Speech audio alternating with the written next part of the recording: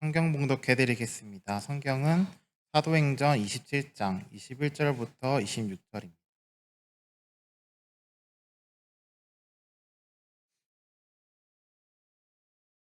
여러 사람이 오래 먹지 못하였음에 바울이 가운데 서서 말하되 여러분이여 내 말을 듣고 글에 대해서 떠나지 아니하여 이 타격과 손상을 면하였더라면 좋을 뻔하였느니라. 내가 너희를 권하노니 이제는 안심하라. 너희 중 아무도 생명에는 아무런 손상이 없겠고 오직 배뿐이니라. 내가 속한 바 곧 내가 섬기는 하나님의 사자가 어젯밤에 내 곁에 서서 말하되 바울아 두려워하지 말라. 내가 가이사 앞에 서야 하겠고 또 하나님께서 너와 함께 항해한 자를 다 내게 주셨다 하였으니 그러므로 여러분이 안심하라. 나는 내게 말씀하신 그대로 되리라고 하나님을 믿노라. 그런즉 우리가 반드시 한 섬에 걸리리라 하더라. 아멘. 담임 목사님께서 나오셔서 하나님을 믿노라라는 제목으로 말씀 선포해 주시겠습니다.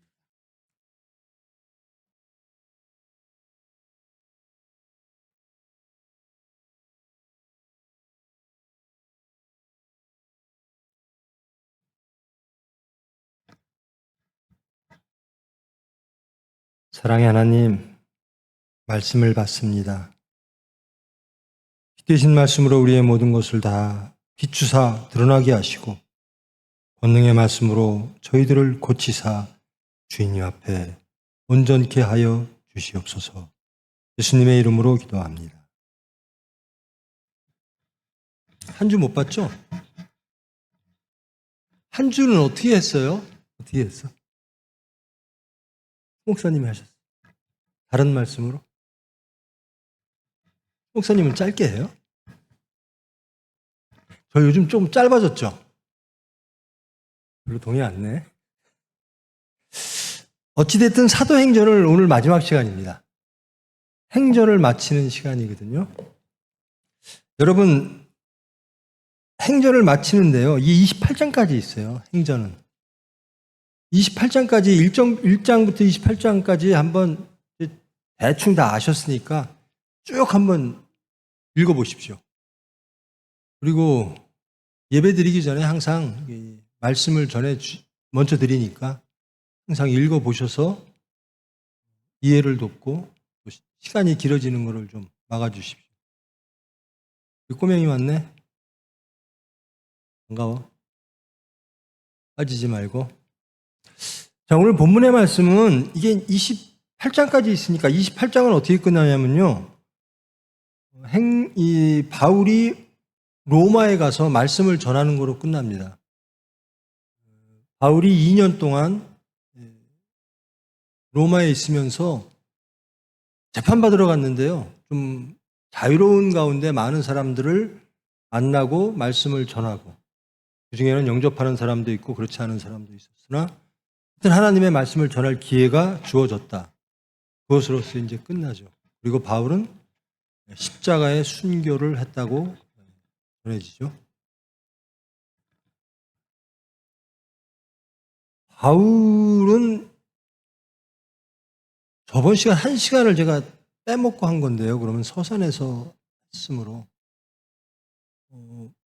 예수님을 유대교인들이 왜 죽였죠? 유대인들이? 첫 번째는 유대교인들은 유대교인들은 예수님을 신성모독으로 죽였습니다. 신성모독.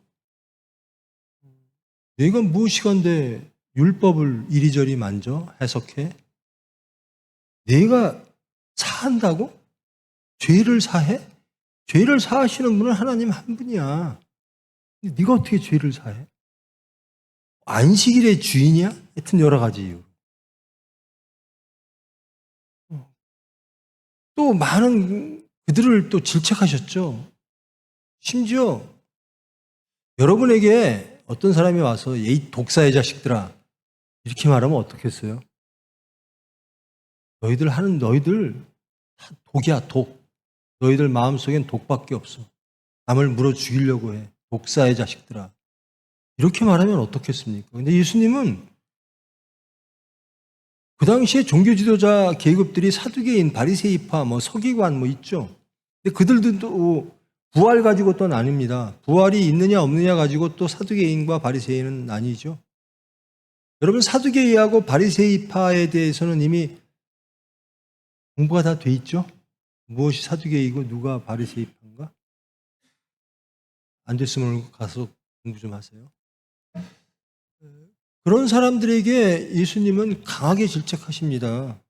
외식하는 자들아라는 겁니다. 외식, 연극하는 자들. 너희들의 종교는, 너희들이 하나님을 믿는다고 하는 거는 내가 보기엔 다 연극밖에 안 보여. 이렇게 말씀하시는 거예요.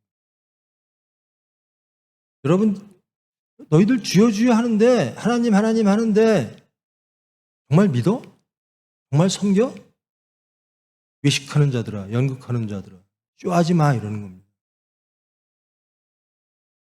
그리고 성전, 그들은 성전 중심으로 모이잖아요. 사두개이파들은 특히 제사장 그룹들이기 때문에. 근데 그것을 무덤이라 그래요. 너희들 무덤이야. 거기는, 무덤은 죽은 자들만 있는 데잖아요. 거긴 생명이 없어. 너희들이 그렇게 있는데 생명이 없어. 근데 거기다 대고 계속 회칠만 해. 그래갖고 반짝반짝하게 새 것처럼만 보이게 할 뿐이지 역시 죽은 무덤이야. 그 다음에 이제 일반 유대인들, 그들도 유대인들은 다 율법에서 벗어날 수가 없으니까요. 언약 백성이니까. 근데 일반 대중들, 그리고 저 사두개인이나 이런 사람들은 일정 부분 로마, 그들을 다스렸던 로마와 결탁해서 사회적 신분을 보장받고 그들의 삶의 혜택을 누렸습니다.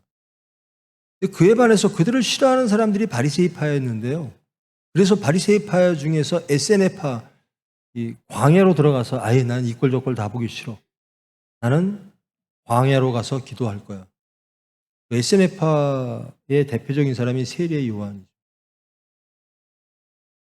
일반 대중들은 하나님은 이 신구약 중간기 나라를 잃고 그들이 기다렸던 게 뭐겠어요? 메시아입니다. 유대를 회복할 메시아. 예수 특별한 사람만 나타나면 하여튼 뭐 메시아일까 그러는 거예요. 세례 요한 보고도 당신 메시아야 이렇게 하죠. 그리고 사람들이 몰립니다. 특별한 사람들에게 오면 메시아일까 해서. 예수님께도 사람들이 몰렸어요. 그리고 특별한 일을 하세요. 병든 자를 고치고 죽은 자를 살리고. 근데 하여튼 유대 그 종교 지도자들한테는 신성 모독의 죄들이 걸려 있죠. 근데 대중들, 일반 민중들한테는 야, 도대체 메시아가 왜 그래?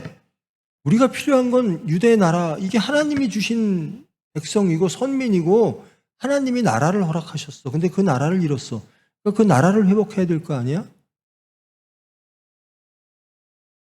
율법주의를 근간으로 하는 민족주의자들.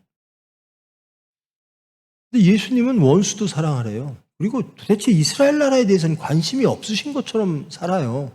공생의 기간 동안. 그러니까 다른 나라 얘기를 하잖아요, 예수님은. 부활하시고 나서도 또 하나님 나라를 말씀하셨다. 하나님 나라만 계속 얘기하니까 이스라엘 나라에 속한 사람들, 이스라엘 나라의 회복을 꿈꾸는 사람들은 예수님이 그들의 독립의지를 꺾는다라고 생각을 하죠. 메시아는 우리에게 독립을 주는, 그것도 우리가 그냥 독립이 아니라 모세와 다윗이 다스리는 나라의 회복, 이것이 메시아가 하는 것, 그리고 그것이 하나님이 보내시는 메시아일 거야. 그것이 하나님의 뜻일 거야 라고 믿는 거죠. 예수님은 그 두 개에 다 걸려 있어요. 둘 다 예수님을 죽이라고 하죠. 이 사도행전의 바울을 보면 삶 전체가 유대교하고 아주 극렬하게 대립하는 과정입니다. 그럴 수밖에 없죠. 이 당시에는요, 유대인들은 대부분 다 유대교예요. 기독교인들은 소수예요, 소수파. 그런데 이 오순절 강림 사건, 성령 강림 사건, 그때 이후로 기독교들이 막 생겨났잖아요. 그리고 바울도 예수님의 현현을 체험하고 나서 이제 제자가 됐고, 근데 이 바울도 또 똑같이 예수님처럼 하는 거예요. 예수님처럼. 근데 더 나가요. 더 나가. 예수님보다 더 나가는 거예요. 이방인들한테 말씀을 전하고 막 그러면서 너희들도 하나님의 자녀다. 근데 하나님이 선민으로 딱 지정할 때는 8일 만에 할례를 받으라 그랬거든요. 근데 할례 안 받아도 돼 그러는 거예요. 예수님보다 더 나가는 거죠. 이 유대교인들 입장에서는 도저히 용납할 수가 없는 거예요. 민족주의자 입장에서도 용납이 안 돼요. 이방인들한테 구원을 말해? 아니, 이방인은 우리가 적이죠. 우리가 척결하고 무찔러야 될 적인데 이방인도 사랑해? 아니, 이방인이 구원받아? 이거는 뭐 예수님에게 걸었던 모든 죄명, 그것을 확장된 죄명으로 바울을 고소한 거죠. 그래서 바울이 예루살렘에 이제 3차 선교 여행을 마치고 예루살렘에 귀환해서 고발을 당합니다. 고발을 누구한테 해요? 로마 법정에 하는 거죠. 유대인들이. 로마 법정에. 근데 유대인들은 저번 시간에 나온 얘기인데요. 그 열성당 당원들은 항상 칼을 차고 다닙니다. 언제든지 혁명, 독립전쟁을 하기 위해서. 그 사람들이 뭐라 그러냐면요. 공회에 와가지고 저 로마에게 넘길 필요도 없습니다. 우리가 죽이겠습니다. 내가 죽이기 전까지는 내가 떠나지 않겠습니다. 이 정도로 바울을 죽이고 싶어하는 거예요. 그래서 하여튼 고발이 돼서 로마한테 끌려갔잖아요. 예루살렘에서. 그래갖고 이렇게 심판을 하려고 하다 보니까, 그리고 때리려고 보니까 이게 다 걸리는 거예요. 로마 입장에서는 유대인들끼리 종교적으로 갈등하는 거는 문제가 안 돼요. 로마 입장에서는 반역만 안 하면 돼요. 소란만 안 피면 돼요. 그러니까 바울에게 그런 걸 물어요. 네가 혹시 그 열성당 당원 데리고 도망갔던 그 이집트에서 온 그 열성당 당원이야? 난 아니다. 그런 거 아니다. 그러면서 이래요. 나 로마 시민권자야. 그러니까 이 때리려고 했던 로마 병정이 깜짝 놀라는 거예요. 너 로마 시민권 어떻게 땄어? 물어봐요. 나는 돈 주고 땄는데. 로마 병정이. 나 로마 시민권을 따려고 돈 썼어. 근데 넌 어떻게 땄어? 그랬더니 바울이 나는 태어날 때부터 로마 시민권자야. 이렇게 말하는 거예요. 그러니까 이제 병정이 아이고 이거 큰일 나겠구나. 내가 이 사람 잘못 건드렸다. 나보다 신분이 높은 사람으로 나는 열심히 돈 주고 땄는데 저 사람은 태어날 때부터 로마 시민권자니까 내가 건드릴 사람이 아니야. 그래서 높은 사람한테 보내요.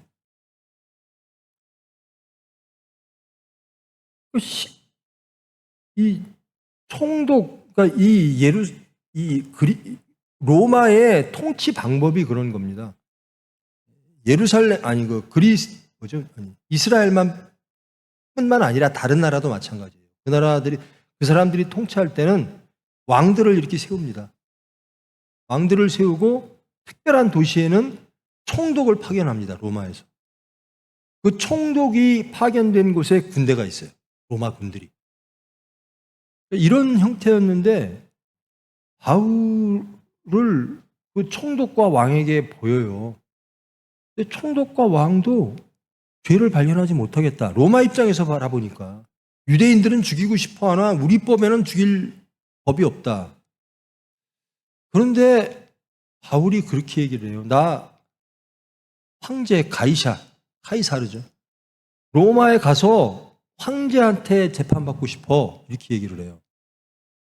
그러니까 그 사람들이 야, 네가 여기서 재판 받겠다 그랬으면 난 무죄로 널 보냈을 텐데 네가 굳이 로마 시민권자의 권리를 주장하며 로마로 가겠다고 하니 가이사 앞에 서겠다고 하니 그리 보내주겠다.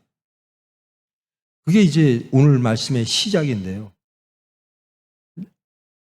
바울이 왜 로마로 가기를 원했는가? 이것은 특별히 재판을 더 유리한 재판을 받기 위함이 아니라 예수님을 땅끝까지 증거하기 위해서 로마를 거쳐 스페인으로 가는 게 바울의 꿈이었거든요. 그래서 이제 로마로 가는 과정 중에 일어난 일이 이겁니다.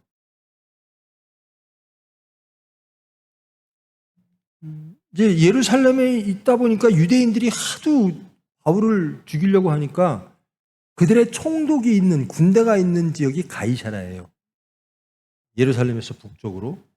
그래서 가이사라로 후송을 합니다. 바울을 보호하기 위해서. 혹은 로마 입장에서는 자기들의 법을 지키기 위해서. 그리고 가이사라에서 있다가 로마로 가는 결정이 내려져요. 그래서 이제 바울을 로마까지 어떻게 후송할까? 백부장을 하나 정합니다. 율리아라고 성경은 말합니다. 율리아라고 하는 사람한테 백부장, 부하 100명인 거죠. 부하가 100명인 사람한테 호송 책임자로 임명해서 로마까지 압송해 이렇게 지시가 내렸죠. 그래서 이제 항구가 시돈이라고 하는, 그러면 시돈 구약에서 많이 나오죠. 시돈이라고 하는. 시돈에서 제일 유명한 사람이 누구예요? 여러분 아시는 분? 이세벨. 시돈. 거기 항구에서 거기가 항구예요. 항구에서 배를 타고 육로를 통해서 가면 쭉 올라가서 터키 지나서 이제 그리스 지나서 로마로 가면 되잖아요. 근데 빨리 가려고 육로를 택하지 않고 항로, 해로를 택합니다. 해로를, 바다를. 하고 지중해를 건너는 거예요. 그래서 지중해를 건너요. 여러분 한번 로마로 가는 바울의 지도를 한번 보십시오. 어떻게 가나? 시돈에서 배를 타고 쭉 건너갑니다. 가서 여기서 보면 그레데라고 하는 지역이 나오죠. 오늘 말씀에도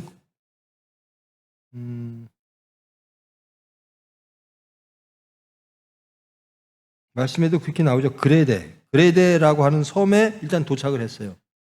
내 말을 듣고 그레데에서 떠나지 아니하여 이 타격과 손상을 면하였더라면 하는 그레데. 이 그레데라고 하는 섬에 도착을 했는데 바울이 이렇게 말합니다. 야, 지금 계절도 안 좋다. 이거는 지중해에서 폭풍이 분다. 앞으로. 그러니까 겨울을 여기에서 나고 가자. 그레데라고 하는 섬에서. 미양의 대쯤에 도착했다가 그레데 섬에서 가장 큰 도시에서 겨울을 나고 가자. 그러니까 이 백부장 입장에서는 어찌됐든 빨리 가야 되잖아요. 로마로. 그러니까 바울이 그렇게 말하니까 당연히 누구에게 묻겠어요? 배 모는 사람들에게 묻겠죠. 선장과 선원에게 묻습니다. 야, 바울이 여기서 겨울을 나고 가자 그러는데 어때? 그랬더니 선장과 선원이 아닙니다. 우리 여기 매일 다니는 길이에요. 염려하지 마시고 우리를 믿으시고 갑시다 그래요. 누굴 믿겠어요? 백부장은. 전문가 말을 믿지. 바울은 배에 대해서 아무것도 모르는 사람인데, 그죠? 이 사람은 뭐 하나님이 말씀하셨어 이거밖에 모르는 사람인데, 바다와 폭풍, 이거는 전문가인 선장이 잘 알지. 경험도 많고. 그 사람들의 말을 듣고 떠난 거예요. 그에 대해서 가면서 엄청난 폭풍을 만납니다. 그때 이제 이 얘기가 나오는 거예요. 그래서 이게 나오는 겁니다. 여러 날 동안 해도 별도 보이지 아니하고 큰 풍랑이 그대로 있음에 구원의 여망마저 없어졌더라. 여러 사람이 오래 먹지 못하였음에 이때 바울이 말합니다. 서서 말하되 여러분 내 말을 왜 듣지 않고 그레데에서 떠났느냐. 그레데에서 떠나지 않았으면 이런 곤란한 것을 당하지 않았을 거 아니냐. 그런데 이제는 안심하라. 그 폭풍 속에서 안심하라는 거예요. 비전문가가. 전문가들의 말을 믿고 떠났는데 폭풍이 왔어요. 비전문가의 말은 무시당했고. 근데 이 비전문가가 또 얘기하는 거예요. 안심하래요. 안심할 수 없는 지경인데, 폭풍이 몰아치는데, 안심하라. 너희 중 아무도 생명에는 아무런 손생이 없겠고 오직 배만 부서질 거다. 이유는 뭐냐? 내가 섬기는 하나님의 사자가 어저께 말했다 이거예요. 이 바울은 맨날 무슨 얘기하면 아주 비과학적이고 비전문적이고 얘기만 하면 하나님이 그랬어 이거예요. 하나님이 이렇게 말씀하셨어. 전문가들이 이게 세상 사람들이 바울 말을 듣겠어요? 전문가 말을 듣겠어요? 근데 전문가 말이 막 깨지는 거예요. 다 틀려지는 거예요. 다 죽게 생겼다라고 하는데 그 폭풍 속에서 바울은 또 하나님이 이랬어라고 말해요. 안심하래. 하나님이 너희들 다 나한테 맡겼대. 나 로마로 보내준대. 하나님. 바울아 두려워하지 말라. 내가 가이사 앞에 서야 하겠고 하나님께서 너와 함께 항해하는 자를 다 내게 주셨다 하셨으므로 여러분이요 안심하라. 안심할 수 없는데 안심하래요. 폭풍이 몰아치고 배는 깨지고 아마 지도 보면 여러분 참 끔찍할 거예요. 그 지중해 한가운데를 건너면서 폭풍을 만나서 이제 배를 다 잃거든요. 근데 안심하래요. 왜? 근거는 하나님이 그렇게 말씀하셨어요. 여러분이요 안심하라. 내게 말씀하신 그대로 드릴 것이다. 나는 그 하나님을 믿는다. 이겁니다. 그러니까 바울의 삶이 이 사도행전을 마치면서 이겁니다. 나는 하나님을 믿는다예요. 이게 바울의 모든 삶을 이끌고 가는 원칙이에요. 근거예요. 어떤 사람은 금수저라는 말이죠. 여기 혹시 금수저 있어요? 없어요? 왜 부모를 이렇게 욕되게 하지? 여러분, 하나님이 여러분의 누구예요? 아버지잖아요. 왜 금수저 될 기회를 놓쳐요? 하나님이 여러분의 아버지라고 하나님이 말씀하세요. 예수님만이 하나님의 아들이잖아요. 독생자 이렇게 하잖아요. 그런데 예수님이 일반 피조물한테 이렇게 말씀하세요. 아버지라 부르라.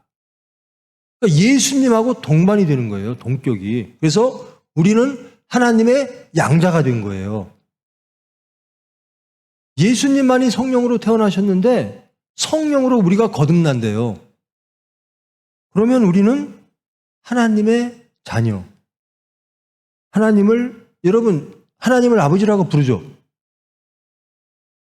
근데 왜 금수저가 없다고 그래? 세상적 금수저가 없다는 거죠.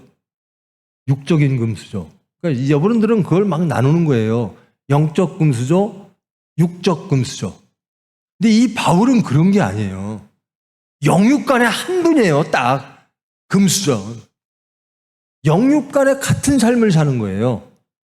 근데 우리는 우리의 대답처럼 나눠요. 영적으로는 하나님, 육적으로는 세상 이렇게 나누는 거예요. 그러다 보니까 두 주인을 섬기는 거예요.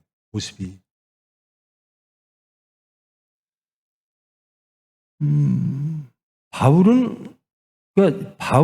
여러분, 부활을 믿습니까? 그럼 이제 그거죠. 그건 교리 중에 하나죠. 사두개인은 부활을 믿질 않았어요. 바리새이파들은 부활을 믿었고. 부활을 믿느냐? 믿습니다. 근데 바울은요, 바리새이파니까 부활을 믿죠. 근데 바울은 어떤 사람이었냐면요, 부활을 증거하는 사람이 아니에요. 하나님을 믿으면 부활해. 이걸 증거하는 사람이 아니에요. 무엇을 증거하느냐? 부활하신 예수님을 증거하는 사람이에요. 즉, 이 세상에 오셔서 공생애를 거치시고 십자가 사건을 치르시고 하나님께서 높이시사 부활하신 구체적인 하나님의 아들 이 예수님, 부활하신 예수님을 증거하는 거예요. 부활을 증거하는 것과 부활하신 예수님을 증거하는 건 또 달라요. 부활하신 예수님을 증거한다는 건 성자 하나님을 증거한다는 거예요. 예수님의 모든 전 과정을 증거한다는 거예요. 바울이 인정하지 않았던, 바울은요, 예수님을 십자가 사건 이전에 만나본 적도 없어요. 예수님이 십자가 사건 치르시고 예수님은 죽은 거예요. 바울 입장에선. 그리고 그들의 뜻대로 된 거예요. 유대교인 바리새이파 입장인 바울 입장에선. 그래서 열심히 예수를 믿는 사람들을 잡아다가 신성모독으로 잡는 사람이 있어요. 스데반 집사가 죽을 때 바울은 그랬어요. 스데반 집사는 죽는 게 마땅하다. 이렇게 말했던 사람이에요. 근데 얼마나 열성이면 막 타 지역에 있는 니느웨이건 어디건 예수 공동체만 있다 그러면 잡으러 가는 거잖아요. 가다가 예수님의 현현을 만난 거잖아요. 눈 멀고 빛이 오니까 누구세요? 그랬더니 나 예수야.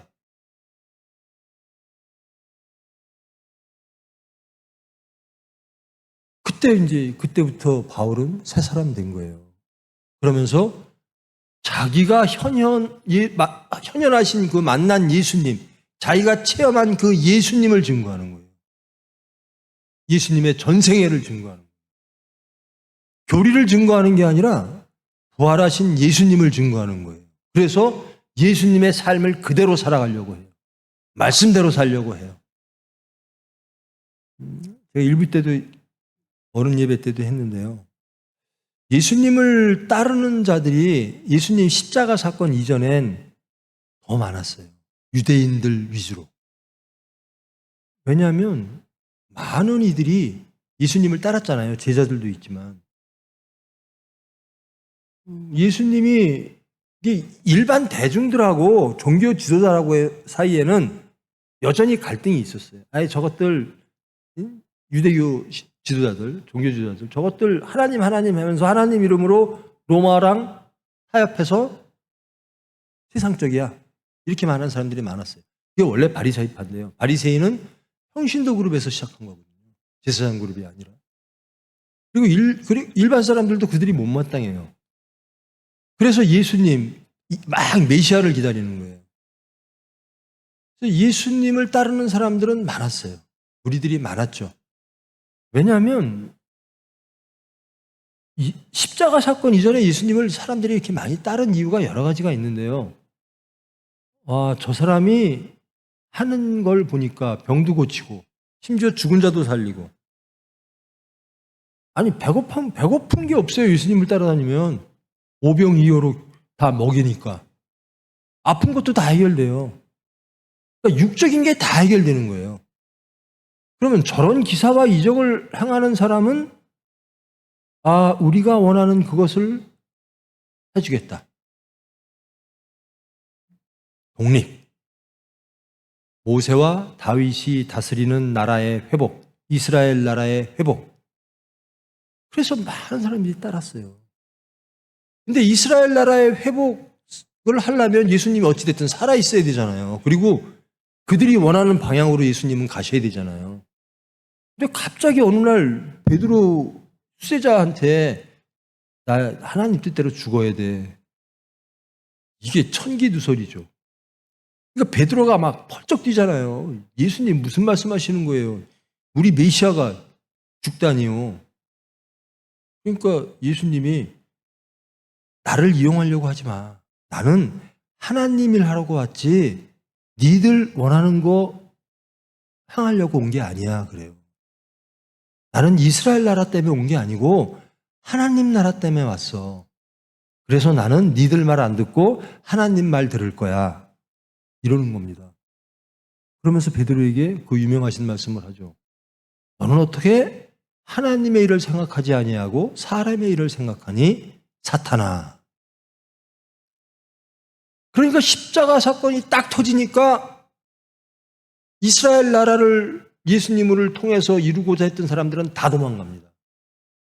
그리고 자기를 보호해줄 것 같은 능력 있던 예수님이 없어지니까 이제는 겁나는 거예요. 로마도 겁나고 종교 지도자들도 겁나고 다 도망가잖아요. 다 숨잖아요. 나 예수님 몰라 그러면서 다 숨는 거잖아요. 예수님을 따랐던 한 부류들이 그런 부류들이 있어요. 예수님을 통해서 우리의 소망을 이루자. 근데 이 바울은요, 그런 사람이 아니에요. 바울은 예수님을 통해서 예수님의 뜻을 이루자예요. 바울은 내 것을, 예수님을 통해서 내 것을 이루자라는 게 아니라 내가 갖고 있는 모든 것들을 다 버리고 예수님 것으로 가득 채우겠습니다라는 사람이에요. 그래서 바울이 그냥 그것만 유지하고 있으면, 예수님만 안 만났으면 그 시대에서 잘 나갔을 거예요. 총망받는 유대교 지도자였는데, 젊은 지도자. 근데 그것을 다 버려요. 그리고 나는 예수님으로 그 모든 것들을 대체하겠습니다라고 하는 사람이에요. 이런 사람은 끝까지 예수님을 도망가질 않아요. 그래서 로마까지 가는 거예요. 그리고 순교하는 거예요.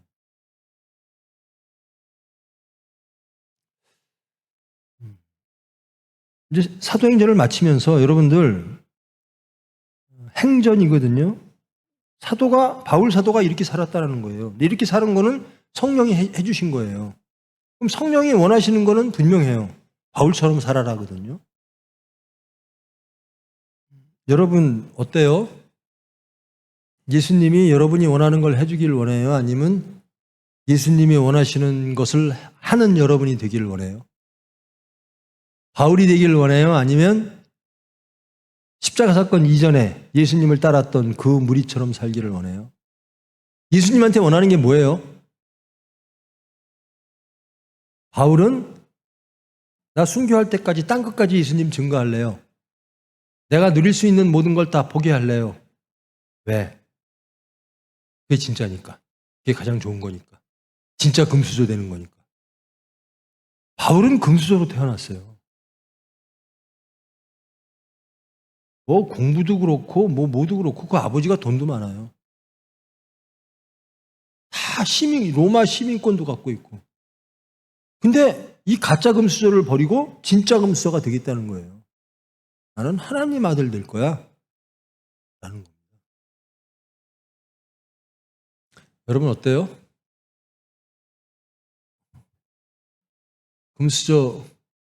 여러분 금수저인 건 깨닫고 사세요? 하나님이 내 아버지야. 그러니까 세상적 금수저리라고 뻐기는 너희들 참 불쌍하다. 하나님을 알아서 너희들도 나 같은 금수저가 되라. 이렇게 사세요? 아니면 세상 금수저를 부러워하면서 사세요? 어떻습니까? 여러분 바울이 좋아요? 어때요? 바울처럼 살고 싶어요? 조용하네. 이거 보고 이제 쥐 죽은 듯 조용하다. 쥐가 죽으면 조용하겠지. 바울처럼 살고 싶지 않아요? 마음에서도 없어요? 바울처럼 사는 거 감당 못 하겠죠? 대답 좀 합시다. 살고 싶지도 않아요? 바울처럼? 저는 말할게요. 난 바울처럼 살고 싶어요. 그런데 두렵진 않아요. 왜? 저는 경험을 많이 했어요. 그런 경험을. 죽는 경험을 많이 해서. 근데 살고 있지 못해요. 살기를 진짜 원해요. 전 이 바울의 삶을 보면 매일 뜨거운 격동이 와요. 감동이 와요. 얼마나 행복했을까? 얼마나 화평했을까? 얼마나 찬양하며 기쁨으로 감옥 가서도 찬양하고 기도하잖아요. 감옥에 들어가서 내가 감옥에 안 왔으면 내가 저 사람을 언제 예수님을 증거할 수가 있겠어? 예수님이 하나님이 기회 주셨네. 그런 삶을 살고 싶죠. 근데 바울은 성공했고 저는 부러워해요. 그런 사람이에요. 근데 여러분은 부러움조차 없다라는 겁니까?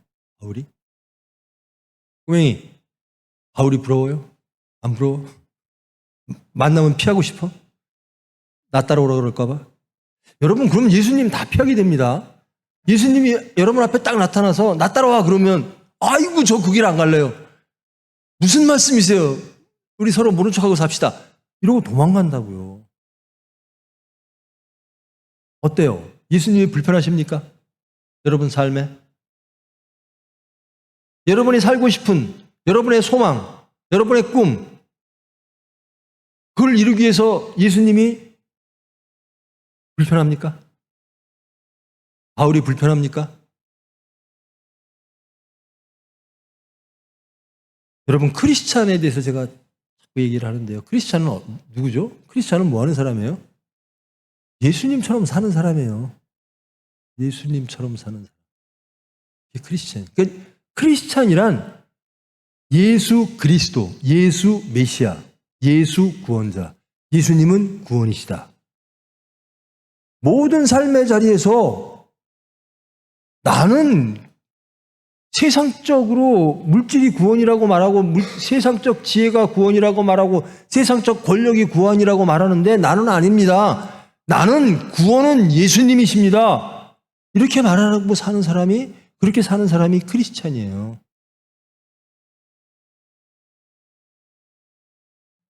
이건 다 아는 얘기잖아요. 이렇게 못 살아서 그렇지.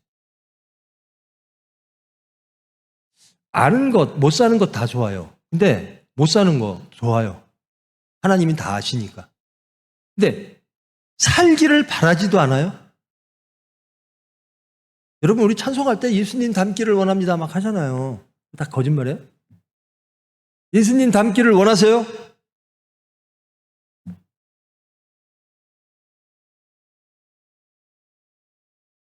찬양, 오늘 에스크팀 정말 항상 은혜로웠겠죠. 근데 제가 심령이 못돼서 그런지 오늘 정말 은혜스럽더라고요.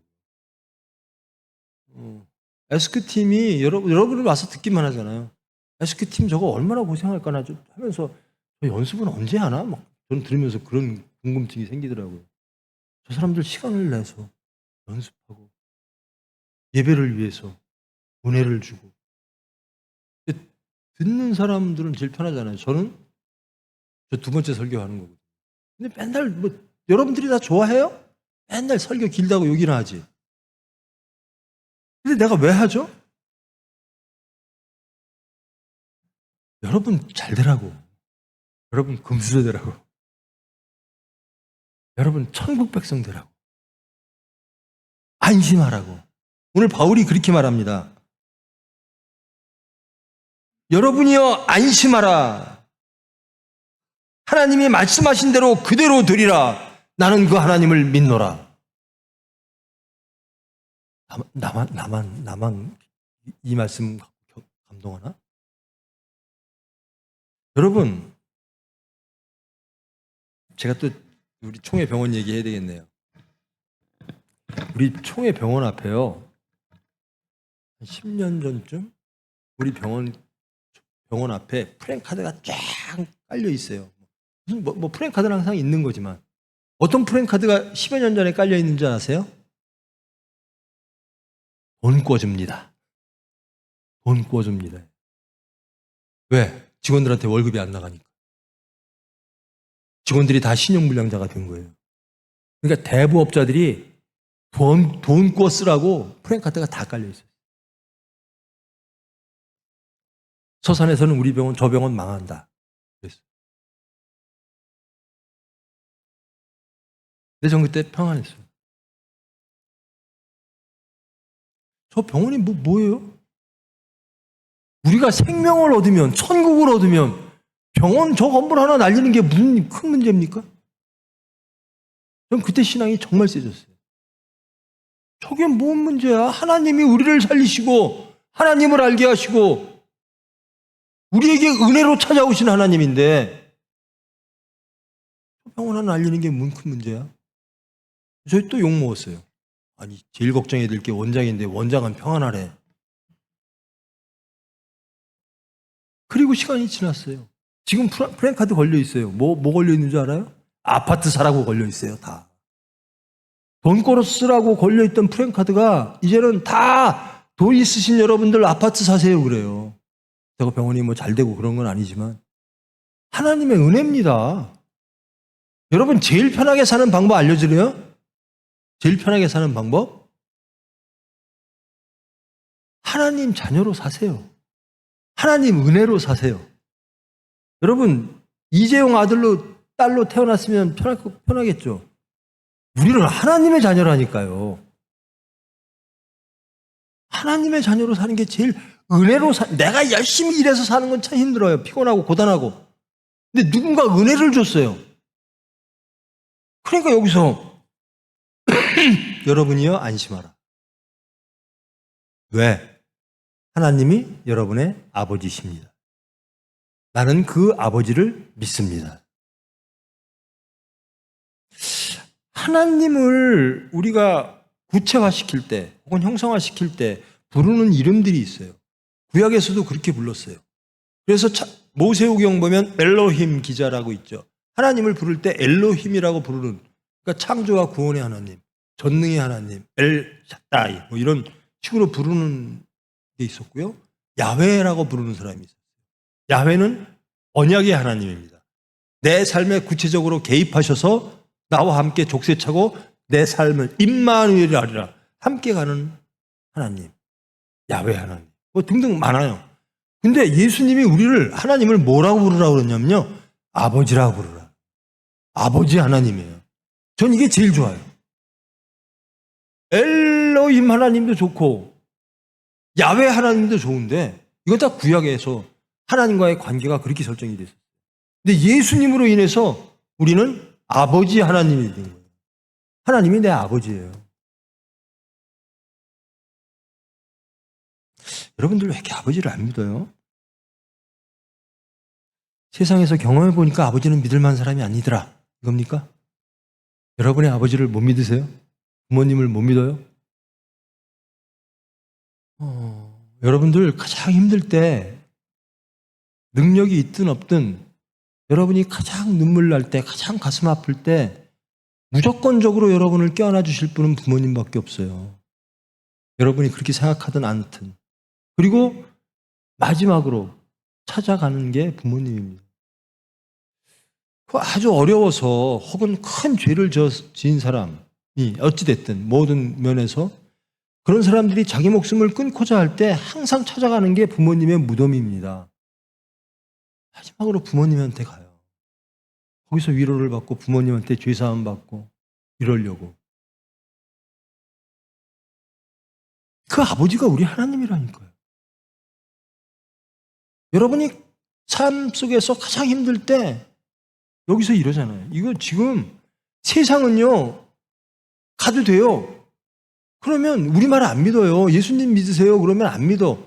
세상 말 믿으라고 하고 믿고 가요. 다 무너졌어요. 근데 바울은요, 거기서 평안한 거예요. 하나님이 안심하래. 하나님이 우리와 함께 하신대라는. 절대적 절망 속에, 절대적 혼돈 속에, 케이아스. 이건 도대체 내 삶이 어떻게 되는지는 모르겠고. 혼란이고 혼돈이에요. 절대적 절망이에요. 우리 병원도 그런 적이 있었어요. 세상 눈에 볼 때. 근데 하나님이 이렇게 말씀하세요. 안심하라. 내가 너의 아버지니라. 이것처럼 위로가 되는 말이 어디 있어요? 이것처럼 든든한 말이 어디 있어요? 전 이 말 믿고 갑니다. 이 말 믿고 살아요. 저도요. 저는 여러분들이 생각하는 그런 목사가 아니잖아요. 알죠? 나를 모르는 분들 많죠. 목사님들은 대부분 이제 젊어서 나 신학대학 가니까 그런 사람들로 가득 찼더라고요.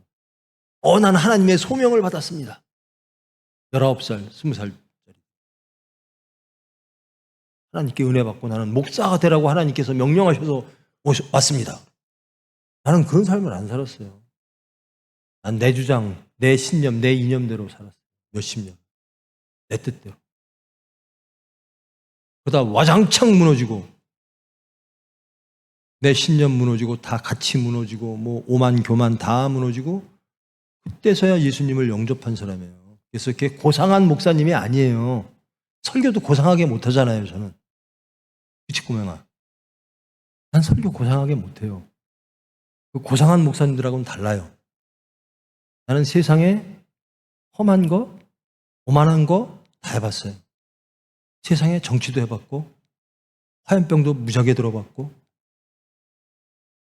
여러분들은 뭐 그 시대가 아니니까요. 제가요, 박정희 대통령이 돌아가셨대요. 뉴스를 들었는데 그때 내가 느낀 게 뭐예요? 정직하게 말할게요. 아, 나 뭐하고 살지? 왜? 내 목적이 박정희 대통령 죽이는 거였고. 인생의 목적을 잃었어요. 그렇게 살았어요. 근데 전두환이가 나오니까 또 막 살만 났다고 또 뭐 화염병 들고 또 뭐. 진정한 화평을 얻은 건 예수님을 내가 증오를 버렸어요. 미움을 버렸어요. 왜? 나 같은 죄인을 내가 사과하기도 전에 십자가에 못 박히셔서 나를 용서하셨어요. 그리고 은혜로 나를 인도하세요. 저는요, 다른 목사님들처럼 막 꿈도 꾸고 뭐 예언도 하고 뭐 이런 거 하나도 할 줄 몰라요. 그런 거 아무것도 없어요. 단 하나, 예수님처럼 살자예요. 예수님처럼 살자.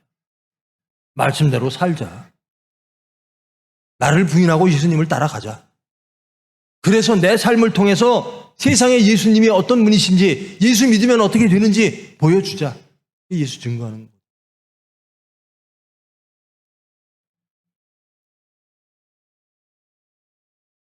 그래서 저는 여러분들의 삶을 다 이해를 해요.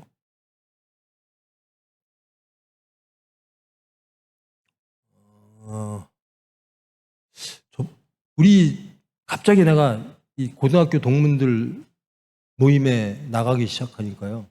얼마 안 됐어요. 옛날에는 그 운동인가 그 정치인가 하는 바람에 사람들하고 못 어울렸고, 나중엔 병원 하다가, 근데 요즘 이제 동문들, 내가 나온 고등학교 3학년 몇 반, 이 반창에 이런 데를 몇 번 나가기 시작했더니, 그래서 제가 그래요. 아, 이 트라우마라는 게 무서운 거구나. 잘 나가는 운동선수들, 뭐, 이런 사람들이 학폭이 폭로가 돼가지고 그 모든 걸 다 잃는 경우가 있잖아요. 우리가 70이거든요, 나이가. 고등학교가 20살에 19에 졸업하고 50년이 지나서 친구들을 만났는데 친구들이 나한테 와서 고등학교 때 얘기를 그대로 해요. 고등학교 때 그 사람이 나라고. 그 사람이 어떤 사람이었냐면요. 여러분들은 잘 큰 거예요. 염려하지 마세요. 여러분 고등학교 때 정학당해 본 사람. 자, 세상 참 곱게 살았네. 저는 무기정학을 2번 당했습니다. 고등학교 때. 우리 학교는 정학 함부로 시키는 학교가 아니에요. 공부하는 학교라. 오죽했으면 무기정학을 2번 당했어요. 그러니까 애들이 그렇게 기억하는 거예요, 저를. 저한테 말을 못 붙여요. 무서워서 말을 못 붙였대요. 지금도 못 붙인대, 나이 70에. 여러분, 이렇게 변한다니까요. 우리 동기들이요. 제 얘기를 한대요. 저는 학교를 잘 안 나가서 아는 애들이 별로 없어요. 항상 제 자리는 제일 큰 애들 뒷자리, 마지막 자리였어요. 근데 나를 모르는 학생은 없대요. 그렇겠죠. 무기정학 당한다고 이렇게 크게 방구치면 그런 애들이 뭐 우리 학교에 몇 명이나 있으면 없죠. 그것도 2번씩이나 방이 붙으니까. 걔네들이 내 얘기를 하면서 야, 걔 의사 됐대. 깜짝 놀란대요. 야, 걔 공부 다시 시작해서 의사 됐대? 야, 더 놀래. 놀래지 마. 걔 목사 됐대. 기절한대요, 기절. 저도 기절해요, 저를 보고. 여러분, 하나님의 아들 되세요. 금수저 되는 거예요. 신분이 그렇게 바뀝니다. 로마서에서 신분이 바뀌는 걸 계속 얘기해요. 히브리서에서. 히브리서, 로마서 다. 너희는 누구냐?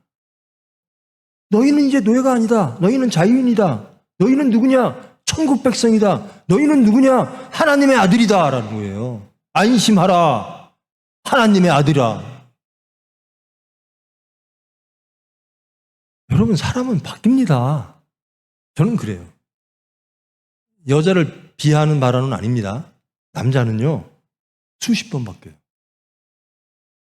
그래서요, 남자 50, 60 이전에는 함부로 하면 안 돼요. 저 사람이 어떻게 돼서 내 생명을 구할지 몰라요. 요즘은 여자들이 활동이 더 심하니까 여자를 포함합시다. 저 사람이 어떻게 돼서 나를 구원할지 몰라요. 내 생명을 저 사람이 나중에. 제가 군대에 있을 때요, 제 쫄병이요, 제가 정치하는데 깜짝 놀랐어요. 무슨 뭐 청년 무슨 밥 먹으러 왔는데 막 사람들 잔뜩 모여놓고 무슨 거기 위원장이래요. 저를 그렇게 도와주는 거예요. 저에 대한 호칭은 군대 호칭을 그대로 하면서. 학력 뭐 이런 거 하나도 필요 없어요. 어떻게 변하느냐? 하나님의 아들로 변합니다. 인격이 변합니다. 삶의 목적이 변합니다. 삶의 수단들, 방법들이 다 변합니다. 말하는 게 변합니다. 생각하는 게 변합니다. 누구처럼? 바울처럼. 바울이 멀리 있는 사람이라면요, 무기징역 방 2번 붙였던 사람도 이렇게 변하더라. 목사를 보십시오. 우리 어머니가요, 원로 목사님이 중학교 때까지는 학교에서 부르면 맨 칭찬하고 상 준다고 불렀는데, 고등학교 때는 학교에서 부르면 맨 정학당했다, 뭐 못된 거. 저 그렇다고 누구 한 번도 때려본 적이 없거든요.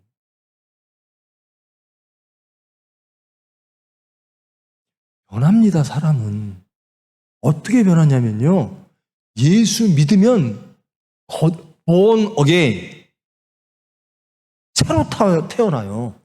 거듭납니다. 새로 태어나요. 무엇으로? 하나님의 자녀로. 누가 개입하죠? 성령이 개입합니다. 성령으로, 성령이 임하여 옛사람은 가고 새사람이 됩니다.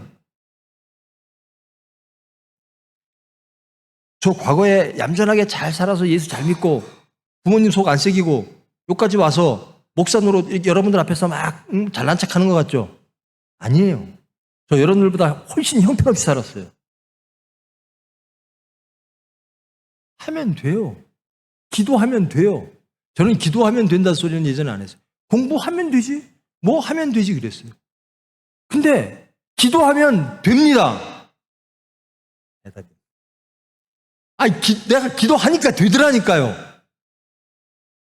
예수님처럼 살고 싶어요라고 하는 작은 씨알 하나만 있으면 그것이 어떻게 발화되고 어떻게 열매를 맺는가 기도해 보세요. 됩니다. 그의 나라와 그의 의를 구하라. 이거 구해야 되나 이거? 난 구할 게 많은데?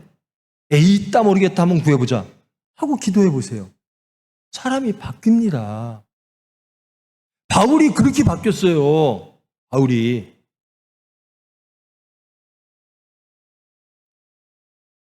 행전을 마치면서 제가 꼭 여러분들에게 해드리고 싶은 말씀이 있어요. 여러분 안심하십시오. 여러분의 삶에 미래가 불확실하게 보일 때도 있습니다. 지금 살고 있는 현실이 불안할 때도 있을 겁니다.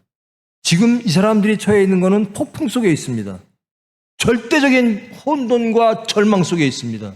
위협 속에 있습니다. 근데 하나님은 이렇게 말씀하십니다. 안심하라. 내가 너희의 아버지니라. 그 하나님을 믿으십시오. 하나님께서 은혜로 인도해 주실 겁니다.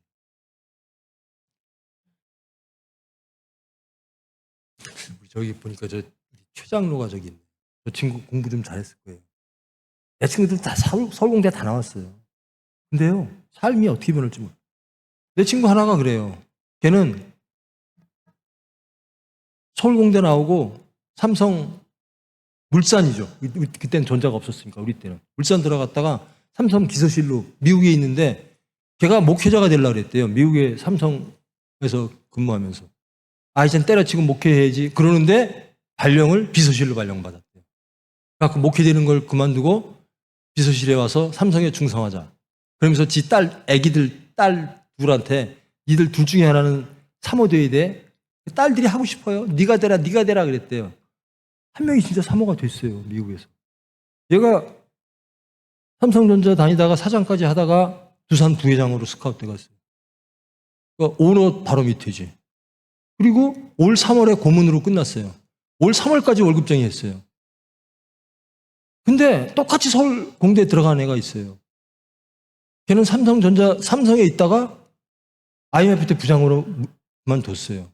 그리고 자식 키우고 뭐하고 하다 보니까 지금 그게 나쁘다는 건 아닌데 제가 그랬어요. 걔가 그 무슨 공원 무슨 뭐 청소하고 이런 걸 일을 한대요. 그래서 왜? 건강 지키려고 그랬더니 아니 먹고 살라고 그러더라고요. 삶은 다양하게 변해요. 삶은 간단치도 않고요. 근데 어떤 삶을 살더라도 어떤 자리에 있더라도 어떤 모양이라 있더라도 화평하고 행복하면 되는 거잖아요. 저 사람이 어떻게 저렇게 갖고 행복할까? 행복하다는데 어떡할 거예요? 나보다 돈도 없고 나보다 배움도 작은데 쟤는 행복하고 나는 맨날 불안해. 누가 더 성공한 거예요? 저 사람이 성공한 거예요. 근데 하나님을 믿으면요. 그런 종류의 행복과 불안이 아니에요. 저는 뭐 맨날 제가 스킬이 작아서 대한민국 최고 부자가 이재용 같아서 맨날 이재용 얘기하는데, 이재용 자식보다 하나님 자식이, 계산해 보세요. 하나님 자식이 나요? 이재용 자식이 나요? 이 사람들 이재용 자식이 낫다는 거 아니야, 속으로?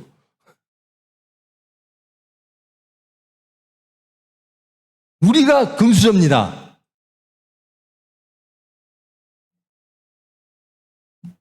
안심하십시오. 두려워하지 마십시오. 하나님이 여러분의 아버지십니다. 이렇게 변해요. 여러분이 저보다 훨씬 잘 살았다니까요. 지금까지 나이에. 문제는 50 이후부터입니다. 나는 50 이후부터는 잘 살았어요. 하나님 믿고 살았어요. 내가 나중되고 나중되다가 먼저 돼요. 하나님 믿는 자가 가장 행복합니다. 제발 행복하십시오. 제발 하나님을 아버지로 섬겨 행복하십시오. 제발 하나님의 은혜 가운데 하나님의 은혜로 사십시오. 선생도 하나님이 해주신대. 다 하나님이 해주신대요. 행복하게 해주신대요. 여러분, 하나님이 우리에게 가장 바라는 게 뭘 것 같아요? 여러분, 예수님이 마태복음 기준입니다. 예수님이 공생하시면서 가장 첫 번째 산상에서 설교를 하셨죠. 첫 번째가 뭐예요? 행복선언이에요. 팔복. 복 받으라는 겁니다. 너희들 행복하라. 하나님이 원하시는 건 내 자식들아, 내 아들이 되어 행복하라. 안심하라. 하나님의 말씀은 이루어지니 나는 그 하나님을 믿는다. 이게 바울의 고백입니다. 이래서 이제 로마에 가서 말씀 전하다가 바울은 예수님의 뒤를 따라갑니다. 저도 그걸 소망합니다. 여러분도 그렇게 되기를 소망합니다. 여러분들도 바울처럼 행복한 삶, 예수님을 끝까지 따라가는 삶, 그런 삶이 되기를 바랍니다. 세상 사람들이 저를 보고 그래요. 저 친구가 어떻게 저렇게 변했지? 하나님이 하십니다. 안 변할 것 같죠? 하나님이 하십니다. 하나님께 기도하면 저처럼 늦게 오지 말고 일찍 행복하십시오.